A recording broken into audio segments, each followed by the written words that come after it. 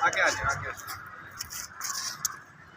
جس طرح سے سائفر کیس میں یہ کوئی ٹرائل تو نہیں ہو رہا نا، یہ تو سراسر زیادتی ہو رہی ہے اور ہر طرح کے انصاف کے اصولوں کے خلاف ہو رہے ہیں۔ لگتا ہے ان کو بہت جلدی ہے عمران خان کو شاہ محمود قریشی کو سزا دینے میں، اس لیے جتنے بھی اصول ہیں فیئر ٹرائل کے، ڈیو پروسیس کے، وہ سارے پامال کیے جا رہے ہیں۔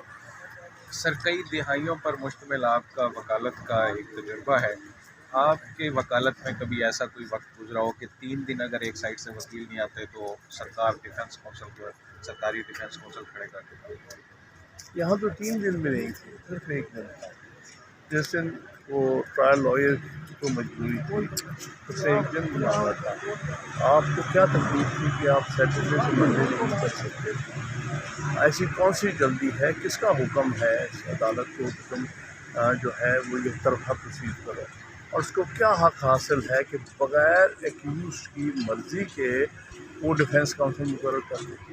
اس کے لیے بہت ضروری ہے کہ ڈیفینس کونسل کی اس میں ملحوظ ہو، تب آپ جو ہے اسٹیٹ اسپیشل ڈیفینس کونسل ہوگا۔ ہائی کورٹ میں آوازیں خود نہیں کر سکتے۔ ہائی کورٹ میں آج کوئی اپیل کر رہے ہیں سر اس جو کنڈکٹ ہو رہا ہے؟ ابھی میرے ساتھی آئیں گے سلمان ستر صاحب اور ظفر صاحب، ہم فیصلہ کریں گے۔